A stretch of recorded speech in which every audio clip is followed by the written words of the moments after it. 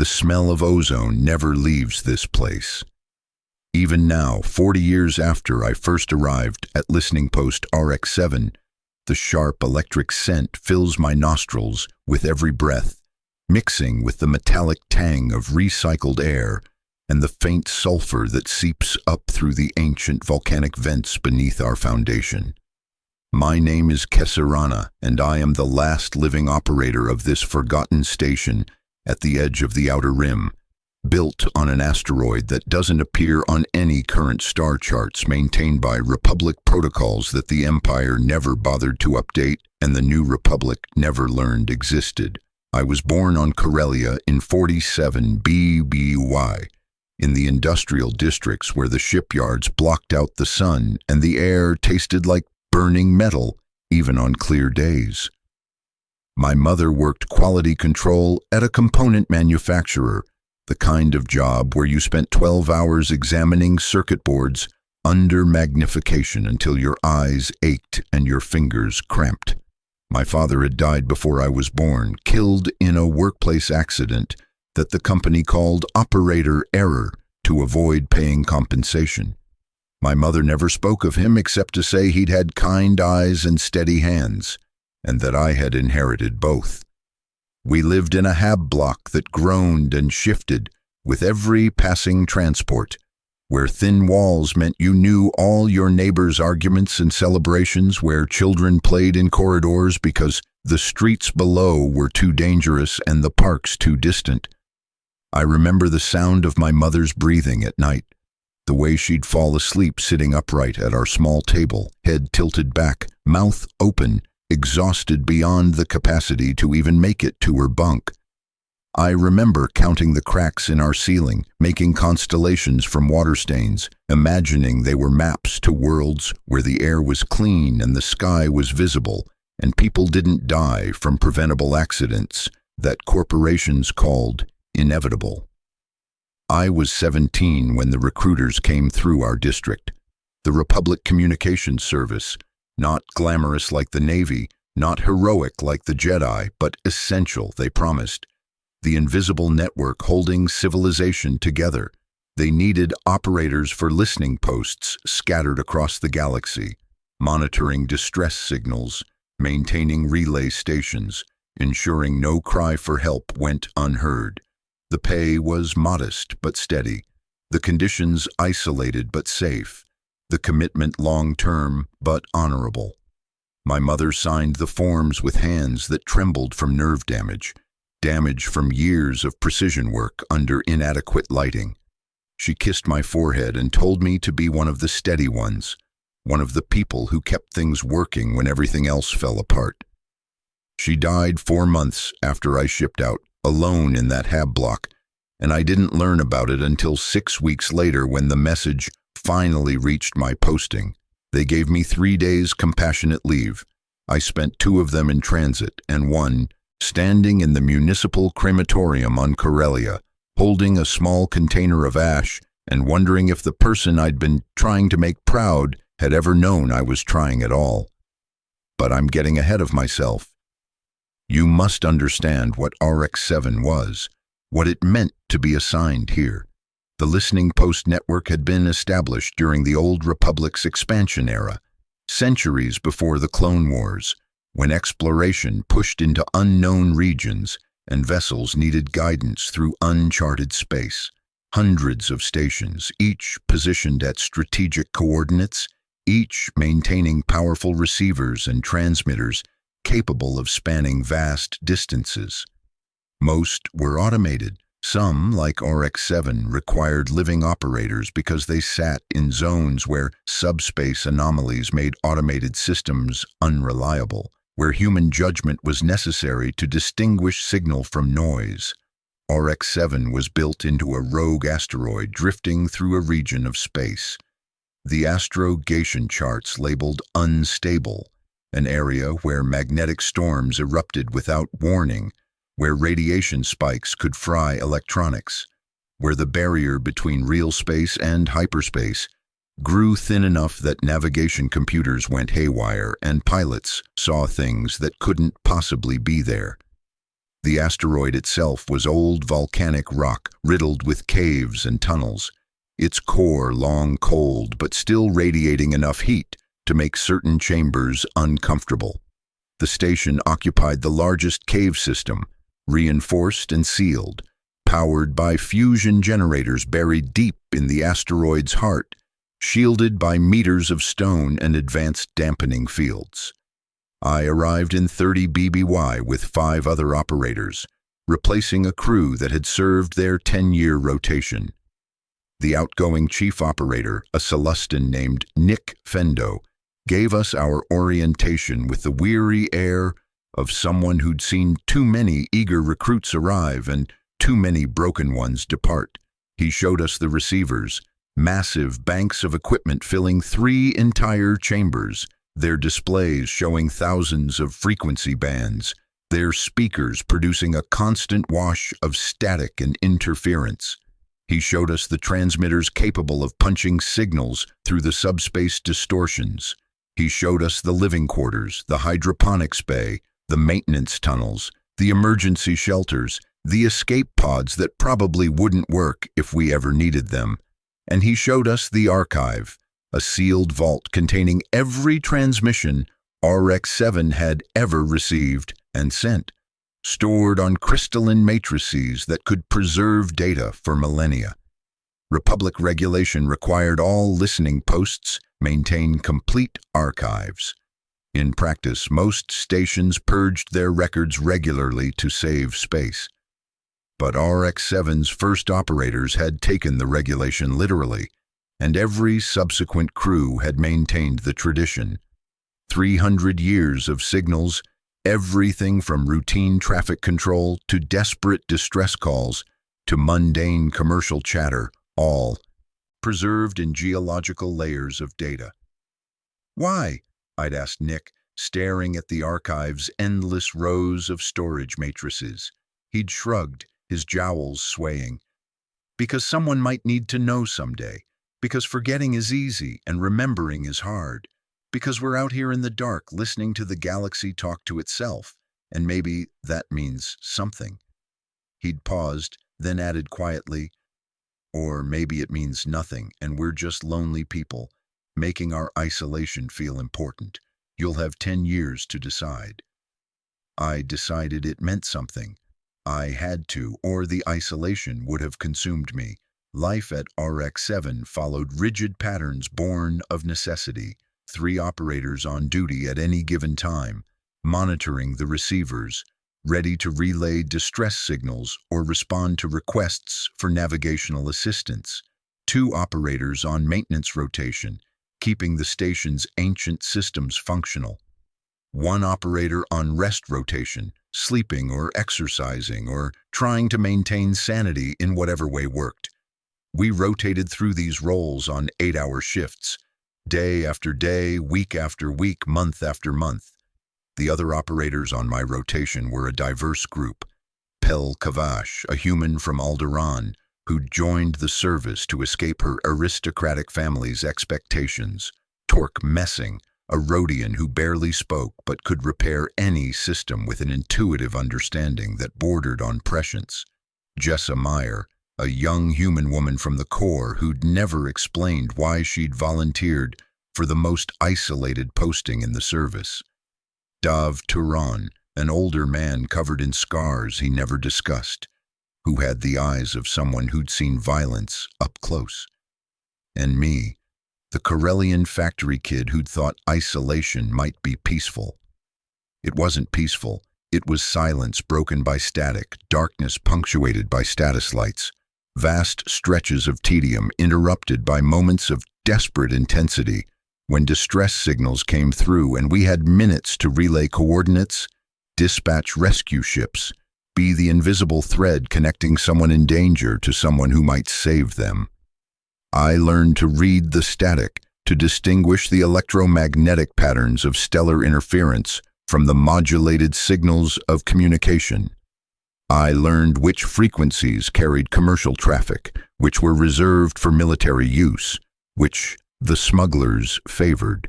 I learned to hear the panic in a distress call, the calm professionalism of Navy communications, the casual banter of merchant crews. I learned to be the voice that answered when someone called into the void, the reassurance that they'd been heard, that help was coming, that they weren't alone. Most days were routine. Ships passing through our sector would ping us for navigational updates or traffic advisories. We'd respond, update our logs, continue monitoring. The isolation was less about being alone. We had each other for better or worse, and more about being forgotten, about being a small light in an enormous darkness that didn't care whether we existed, but some days weren't routine. I was 3 years into my rotation when I received my first real distress call. A passenger liner, the Star of Corellia, had suffered catastrophic drive failure while transiting our sector. 600 souls aboard, life support failing, no way to reach safe harbor on their remaining power.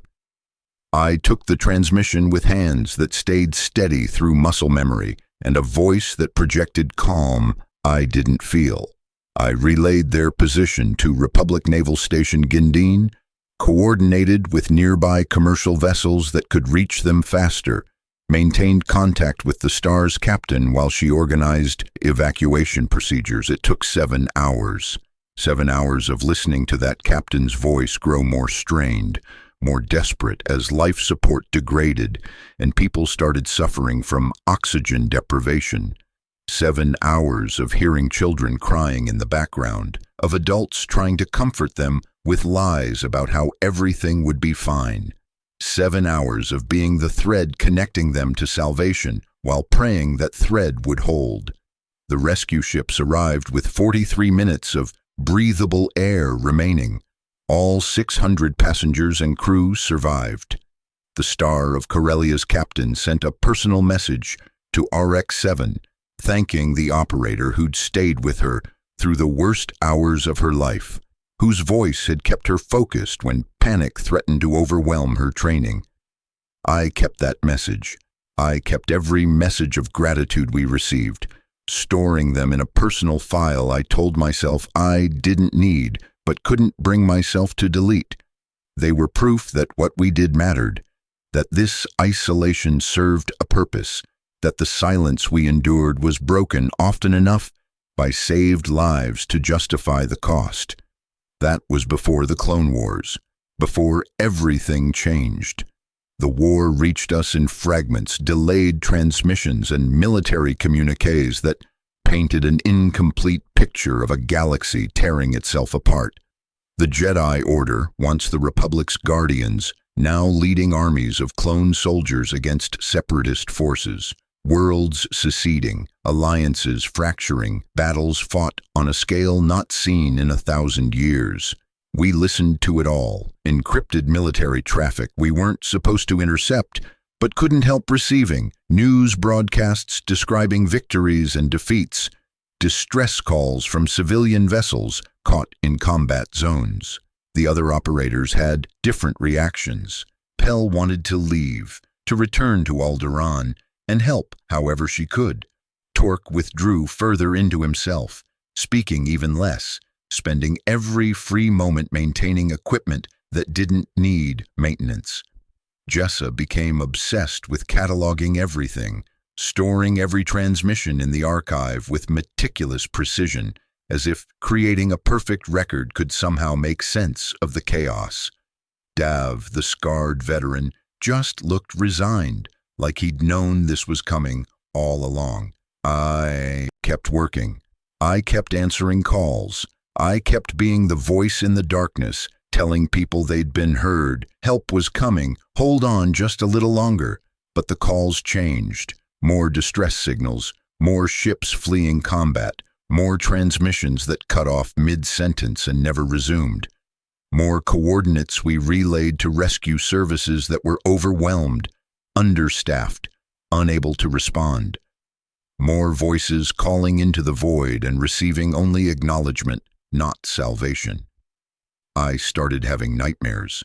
I'd wake in my bunk hearing phantom distress calls, voices begging for help I couldn't provide, children crying in the background while their parents died, and I could do nothing but listen and record and file the transmission in the archive. Pell noticed, we all noticed each other's deterioration in that small station where privacy was impossible. But what could she say? What could any of us say? We were doing our jobs. The fact that our jobs were becoming unbearable was simply the war coming for us, just slower and quieter than it came for the soldiers. Order 66 reached us as an encrypted military transmission that our systems weren't authorized to decode. We logged it, noted the unusual priority level, and continued our duties. We didn't know. We didn't understand. Not until 3 days later, when the news broadcasts started reporting that the Jedi had betrayed the Republic, that they'd attempted to overthrow the government, that the clone armies had eliminated the traitors. Jessa was the one monitoring when that broadcast came through. I heard her make a sound like she'd been punched in the stomach. We crowded around her station, listening to the smooth, professional voices describing the Jedi Purge as a necessary action, a tragic but essential response to treason. We listened to Chancellor Palpatine, now Emperor Palpatine, explaining how the Republic was being reorganized into the Galactic Empire, how order would be restored, how peace and security would reign. "They're lying," Pell said quietly. "The Jedi they couldn't." "It doesn't matter what's true," Dav interrupted, his voice flat. "It matters what's official, and officially, everything just changed." He was right.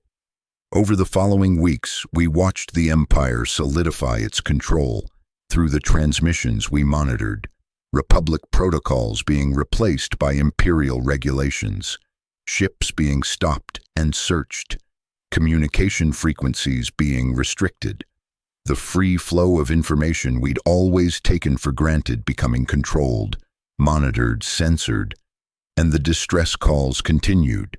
But now they came from people fleeing the Empire, from families trying to escape persecution, from beings whose only crime was being born the wrong species or supporting the wrong cause. We relayed their positions according to protocol.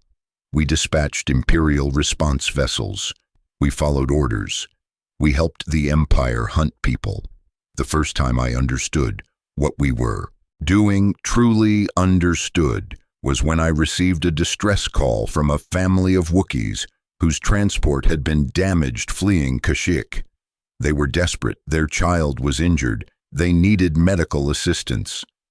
I relayed their position to the nearest Imperial patrol. The patrol acknowledged, said they'd provide aid. 3 hours later, I picked up a transmission from that patrol. They'd intercepted the Wookiee vessel. The family had been arrested for illegal flight and resisting Imperial authority.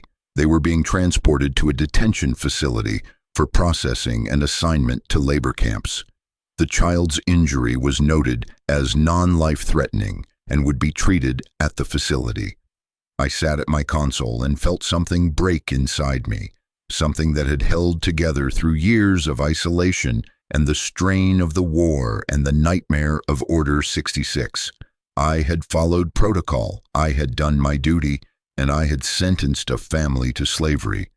Jessa found me in the archive hours later, sitting among the crystalline matrices surrounded by 3 centuries of stored transmissions. "We can't do this anymore," I said. "We can't keep being the tools that help them." "What choice do we have?" she asked. "If we don't relay those calls, if we don't follow protocol, they'll replace us. Someone else will sit at those consoles and do the same thing. At least we know what we're doing. At least we can, I don't know, bear witness, remember?" "Remember what? That we were good people who followed bad orders? That we had steady hands and kind eyes while we helped monsters?" She didn't answer. There was no answer. But I stayed at my post. We all did. Because she was right. If we left, others would come, and at least we understood what we were participating in. At least we carried the guilt instead of making it someone else's burden, or so we told ourselves. Maybe we were just cowards. Maybe the isolation had broken something in us that would have allowed us to resist. The years passed like a slow hemorrhage. Pell finished her rotation and left, returning to Alderaan, though not before pulling me aside and whispering, "Something's forming, a resistance. If you ever want to do more than just witness, remember that." Torque died during a maintenance accident in one of the deep tunnels, killed instantly when a support beam failed. Jessa grew obsessed with the archive, spending all her time organizing and cataloging, creating elaborate indexing systems, talking about how future historians would need this data. Dav simply endured, moving through his rotations with mechanical efficiency, barely speaking, barely living. New operators arrived to replace those who left or died. They were different from us, younger, raised under the Empire, indoctrinated in its values. They didn't question the missions we relayed. They didn't agonize over distress calls from refugees. They did their jobs with the smooth efficiency of people who'd never had to choose between protocol and conscience, because they'd never been taught there was a difference. I became the senior operator by default, the one who'd been there longest, who knew the station's systems and quirks better than anyone. I trained new arrivals, taught them how to read the static and maintain the equipment and survive the isolation. I became good at presenting a professional mask, at hiding the guilt that ate at me every time I relayed a call I knew would result in someone's capture or death, and I waited. For what, I didn't know. For the Empire to fall. For someone to care about a forgotten listening post. For meaning to return to work that had once felt purposeful. For something to happen that would give me permission to be more than what I'd become. That something came in 3 ABY, 27 years after I'd first arrived at RX-7. I was 50 years old, gray-haired, and tired, the last remaining operator from my original rotation. I was monitoring the deep-range receivers during a routine shift when I picked up something impossible. A transmission. Faint, broken by interference, barely distinguishable from background radiation, but structured, deliberate, a signal.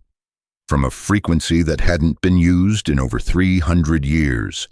I isolated the signal, ran it through our filtering systems, tried to clean up the interference. The other operators on duty, 2 young humans who'd been at RX-7 less than a year, gathered around my console as I worked. "What is it?" asked Mick, a boy from Coruscant who still had the soft hands of someone who'd never done hard labor. "Old frequency," I said, concentrating on the signal. "Pre-Republic, exploratory era, before modern hyperspace protocols." "Could be an echo," suggested Vara, a woman from Corellia like me, though her accent marked her as affluent district, not industrial. Phantom signals that bounce around subspace for centuries before degrading. "Could be," I agreed, but it didn't feel like an echo. It felt like someone calling. I spent 3 days working on that signal, running it through every filtering algorithm in our database, isolating the carrier wave from the interference. The signal was coming from deep in the unknown regions, from coordinates so far beyond charted space that our navigation computers couldn't plot them accurately, and it was a distress call. The voice was human, female, speaking an ancient dialect of Basic that I had to run through linguistic databases to fully understand. She identified herself as Captain Saris Vaunt of the exploration vessel Distant Shore, commissioned by the Old Republic 600 years earlier to map hyperspace routes in unknown territory. They'd encountered a spatial anomaly, been thrown off course, suffered catastrophic damage. The crew was dying. They'd initiated their emergency beacon and were broadcasting on all frequencies, hoping someone somewhere would hear them. "It's impossible," Mick said, staring at the translation on my screen. 600 years. The power systems alone. No ship could maintain a beacon that long. "Unless they put themselves in stasis," I said slowly, pieces fitting together. Unless they knew they wouldn't be rescued immediately, knew they had to preserve themselves until help arrived. They'd have needed to put their entire ship into minimal power mode, route everything to the beacon and life support. But 600 years, Vara protested. Even in stasis, the systems would degrade. The beacon would fail. It's impossible for anyone to still be alive. I listened to Captain Vont's voice, repeating her distress call, calm and professional despite the desperation in her words. I thought about spending 600 years in frozen darkness, mind suspended, waiting for rescue that might never come. I thought about dying slowly as systems failed one by one, as hope dwindled to nothing, as the universe forgot you existed. I thought about my mother's words, be one of the steady ones, one of the people who keep things working when everything else falls apart. I need to access the archive, I said. The archive had grown over the decades, expanding into adjoining chambers as storage matrices multiplied. Jessa had organized it beautifully before she'd left. She'd completed her rotation 5 years earlier, returning to the core to take a research position, still obsessed with preserving data. Her indexing system allowed me to search 3 centuries of transmissions efficiently, looking for anything related to the distant shore. I found 7 references, brief mentions in military communications from 403 BBY reporting the vessel as overdue, queries from the Exploration Service asking listening posts to watch for their beacon, a final transmission from 397 BBY, officially declaring the ship lost with all hands and terminating search operations. But there was something else, a transmission from 395 BBY from RX-7 itself. One of the early operators had received a faint signal matching the distant shore's beacon frequency and had attempted to determine its origin point. The coordinates were incomplete. The subspace distortions made precise triangulation impossible, but they'd estimated a general region in what the old charts called the outer veil, the same region where I was receiving the signal now. They've been broadcasting for 600 years, I said to the empty archive, my voice echoing off crystalline matrices that held centuries of voices. And we heard them. We heard them 600 years ago, and we're hearing them now, and no one ever went to help them. The regulations were clear. Any distress signal received by a listening post must be relayed to the appropriate authorities. In this case, Imperial Fleet Command. They would evaluate the situation, determine if a rescue operation was warranted, allocate resources accordingly. I knew what they would determine. An ancient ship in the unknown regions, crew that had likely died centuries ago, no strategic value, no economic benefit. They would log the signal, note it as an interesting anomaly, and do nothing. Captain Vont and her crew would continue calling into the void, and I would continue hearing them, and everyone would continue doing their duty while people died slowly in the darkness. I had spent 27 years following orders, 27 years being the steady one, the reliable one, the one who kept things working according to protocol, even when protocol served atrocity. 27 years building a career on the foundation of cowardice disguised as duty. I was 50 years old. I was tired. And I was done. I didn't tell Mick or Vara what I was planning. They were young, indoctrinated, loyal to an empire they'd never learned to question. Instead, I waited until my shift ended, until they were occupied with their own duties, and I went to the archive, alone. I spent hours there, pulling data, compiling everything RX-7 had recorded about the region where the distant shore was broadcasting from.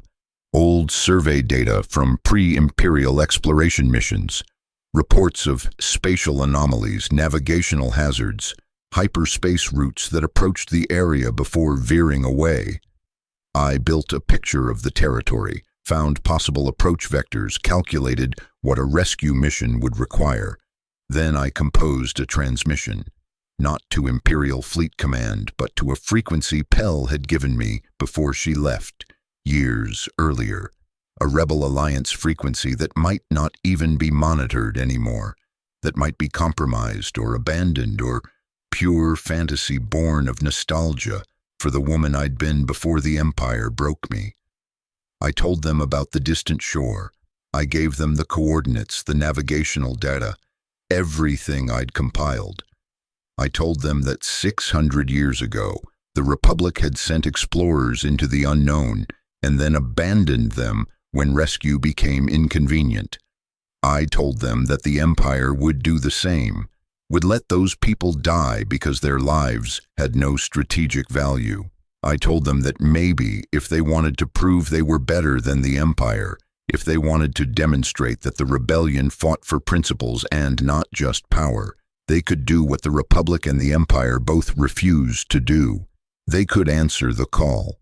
I encoded the transmission using protocols I'd learned decades earlier, protocols that predated the Empire's communication monitoring systems. I routed it through our most powerful transmitter, the one capable of punching signals through subspace distortions, and I sent it, knowing that the moment I did, I was committing treason, ending my career, potentially condemning myself to imprisonment or execution. The transmission took 3 seconds to send. Those 3 seconds felt like 3 years, like all the time I'd wasted following orders and betraying my principles, compressed into a moment of decision that couldn't be undone. Then it was done. I sat at the transmitter controls and waited to feel something, fear, regret, relief. But I felt nothing, just numb, just tired, just done. I returned to my duties. Days passed. The distant shore's beacon continued broadcasting. Mick and Vara continued their routines, unaware that I'd committed the kind of crime the Empire executed people for. I waited for Imperial security to arrive, for someone to have intercepted my transmission, for my career to end in interrogation and punishment. Instead, 4 weeks after I'd sent my message, I received a response. It came on the same encoded frequency I'd transmitted on, a simple acknowledgement, message received, mission under consideration, if feasible, will attempt rescue. Recommend you prepare for Imperial scrutiny should operation proceed. May the Force be with you. They'd used an old saying, one I hadn't heard in years, the Jedi's blessing, repurposed by the rebellion as a farewell. It felt like absolution from gods I didn't believe in, and I surprised myself by finding comfort in it anyway. 3 months later, I picked up combat transmissions from the unknown regions. Rebel vessels engaging Imperial forces. The Empire must have detected unusual rebel activity in that sector and dispatched ships to investigate. The battle was brief but intense. I monitored the coded transmissions, my heart pounding, afraid to hope. Then, silence. For 2 weeks, nothing. No transmissions from that sector, no rebel communications, no Imperial reports. The distant shore's beacon continued broadcasting unchanged, and I began to believe I'd sent those rebel crews to their deaths for nothing, that my attempt at redemption had only created more casualties. Then I received a transmission on the encoded frequency, audio only, degraded by subspace interference, but clear enough to understand. Oryx 7, this is redemption flight. We found them. Captain Vaunt and 18 crew members in stasis, ship systems failing but intact. We've extracted them, destroying the vessel to prevent Imperial salvage. Casualties during Imperial engagement, 3 dead, 7 wounded. But we got them out. 600 years they waited. We heard them. Thank you for hearing them first. The transmission ended. I sat at my console, hands trembling, my mother's steady hands, shaking for the first time since that day I'd relayed coordinates for the Wookiee family. I'd saved them. After all the people I'd helped the Empire capture or kill, after all the orders I'd followed and the guilt I'd accumulated, I'd saved 19 people who'd been waiting for rescue since before my grandparents were born. It didn't balance the scales, it didn't absolve me, but it mattered. It had to matter. Mick found me at my console, tears on my face I hadn't realized were falling. He asked if I was all right, if I needed medical attention, his young face concerned in the innocent way of people who'd never had to choose between right and easy. "I'm fine," I lied. "Just tired, just very tired." He accepted that. They always did, the young ones, when the old ones claimed exhaustion. It was easier than asking what we were really tired of. 3 days later, Imperial security arrived at RX-7. They came in a patrol corvette, 6 officers in gray uniforms, carrying orders from Imperial intelligence. There had been suspicious transmissions from this sector, possibly rebel communications. They were conducting routine inspections of all installations. All personnel were to submit to questioning and data review. I knew they were coming for me specifically. I knew someone had flagged my transmission, traced it back, connected it to the rebel rescue operation. I knew this was the end. The interrogation took place in our common area, the small chamber where we ate and socialized and tried to pretend we were still human. The lead investigator was a woman named Vix Saren, sharp-eyed and efficient, the kind of person who'd risen through Imperial ranks by being very good at finding people who broke rules. She asked about our duties, our procedures, our communication protocols. She asked about unusual transmissions, suspicious activity, any contact with rebel forces. She asked Mick and Vera first, and they answered with the earnest honesty of people who had nothing to hide. Then she asked me. I told her the truth about the distant shore's beacon, about the ancient distress call, about relaying it to Imperial Fleet Command as regulations required. I showed her my logs, my reports, all properly filed according to protocol. I was the steady one, the reliable one, the senior operator who'd spent 27 years doing everything by the book. Saren reviewed the records carefully. "And you received no response from Fleet Command regarding this signal?" "No, ma'am. I assumed they'd evaluated it and determined no action was warranted." Yet the Rebel Alliance somehow learned of this signal and launched a rescue operation that resulted in Imperial casualties. I met her eyes. "I'm aware of that development, ma'am. I monitored the combat transmissions from that sector. I assumed the rebels had detected the beacon independently." "That seems unlikely. The signal was weak in a remote sector using an archaic frequency. For them to detect it at the same time we did, to mobilize a rescue operation so quickly, to know exactly where to look." She leaned forward. "That suggests they had detailed information that could only have come from someone with access to our navigational data and survey records. Then you should investigate who might have that access, ma'am." My hands were steady. My voice was calm. I was my mother's daughter, even now. Saren studied me for a long time. I could see her mind working, assembling pieces, building a case. She knew I was lying. I knew she knew. We were both professionals, both good at our jobs, both playing roles we'd trained for. Finally, she said, "Your service record is exemplary. Operator Rirana, 27 years without incident, multiple commendations, excellent performance reviews." She paused.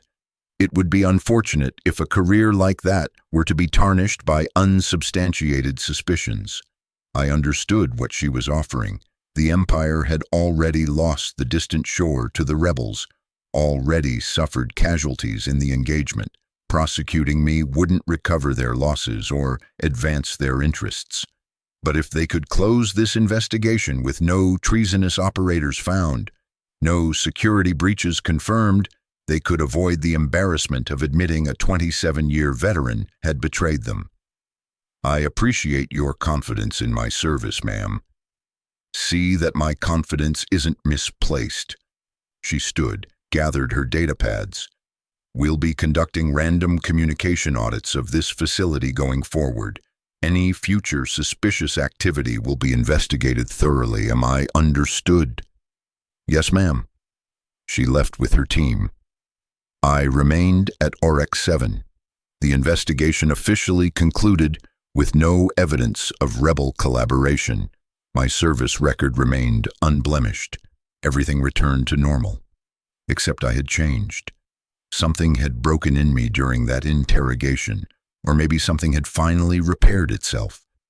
I'd stood before Imperial authority and lied successfully, had protected my treason through steady hands and calm voice, had proven I could resist when resistance mattered, and I realized I couldn't go back, couldn't return to the numbness, the passive complicity, the slow death of conscience disguised as duty. If I stayed at RX-7, I would continue following orders that helped the Empire oppress the galaxy, and now I knew I was capable of defiance. The passivity would become choice rather than inevitability. I resigned from the Republic Communications Service, now Imperial Communications Service, 3 months after Saren's investigation. 28 years of service, honorable discharge, modest pension. Mick and Vara were surprised. I was the steady one, the reliable one, the one who'd been there forever. Where would I go? What would I do? I told them I was tired. I told them I wanted to see sky again, breathe air that didn't taste like recycled metal. They accepted that. Everyone understood when old operators finally broke under the isolation. But I didn't go home. Corellia held nothing for me. My mother was decades dead. My childhood hab block demolished to make room for expanded shipyards. Instead, I took my pension and bought passage on a transport to Coruscant, the capital world, the heart of the Empire.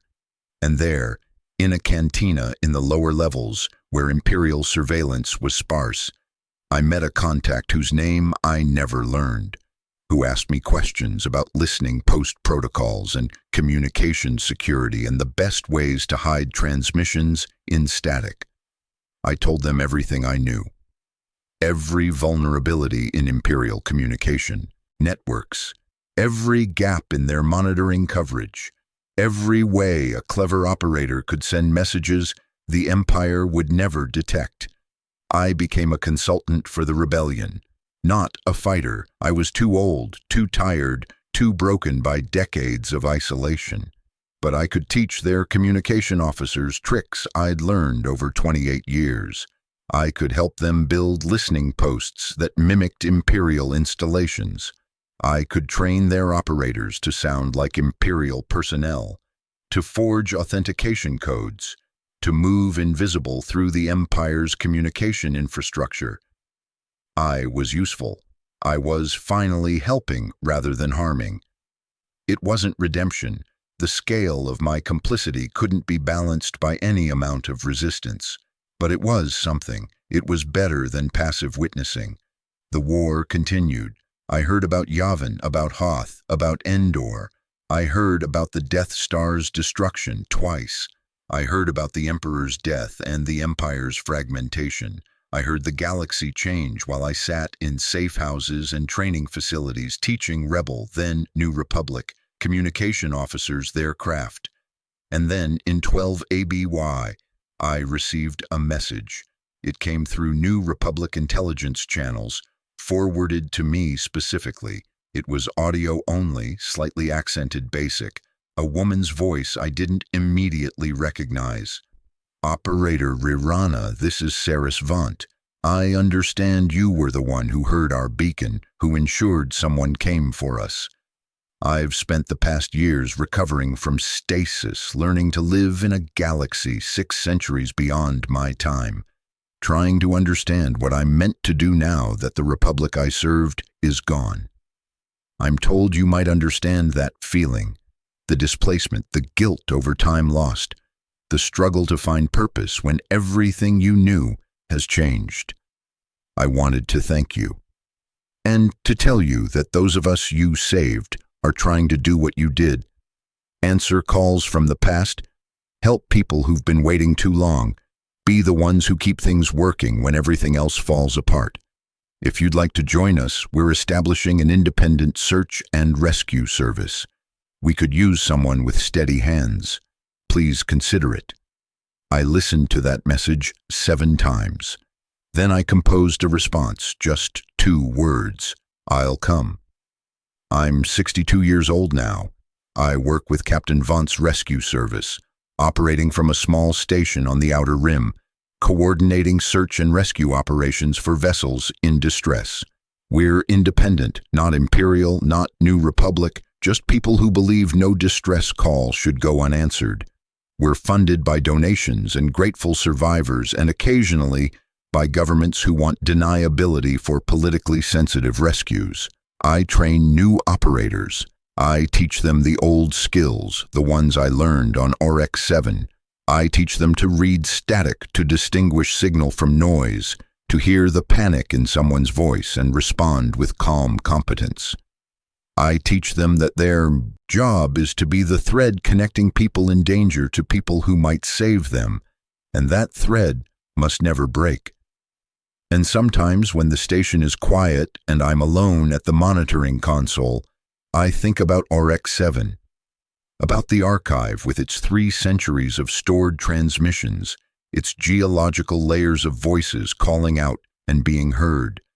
I wonder if it's still there, still maintained by Imperial or New Republic personnel, still listening to the galaxy talk to itself. I wonder if anyone remembers that listening matters, that witness matters, that the act of hearing and responding and remembering is what separates civilization from void. I wonder if the ozone smell still lingers in those corridors, if new operators stand in that archive and marvel at the accumulation of voices, if anyone looks at those old records and sees Captain Vont's distress call from 600 years ago and my decision to answer it, and understands what that meant. I wonder if my mother would be proud of me, the steady one, the one who kept things working when everything else fell apart, the one who finally learned that sometimes, when the machinery you're maintaining serves atrocity, the most important work is breaking down. I saved 19 people. I helped oppress millions. The balance isn't equal and never will be, but I'm still here, still listening, still answering calls. It's not redemption. It's not absolution.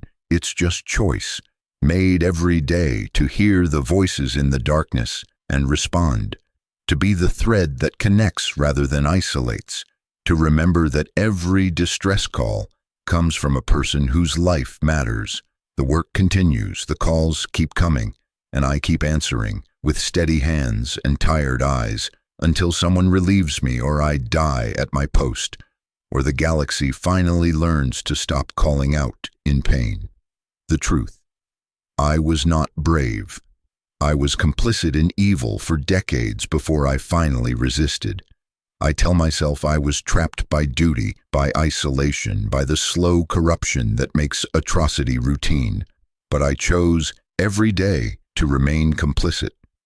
My redemption, if that word even applies, came not from one act of defiance, but from the decision to keep choosing resistance afterward, to teach others, to spend whatever time remained making myself useful to those who fight rather than oppress. Captain Vont's crew waited 600 years for rescue because people decided their lives weren't worth the inconvenience. I spent 27 years making that same calculation for the Empire. Now I spend every day answering calls I once would have ignored, saving people the Empire deemed worthless. It's not enough. It will never be enough. But it's the work I have, and I'll do it until I can't anymore. Because being steady isn't about maintaining systems that function. It's about maintaining your own humanity when systems demand you surrender it. That's the only truth worth remembering.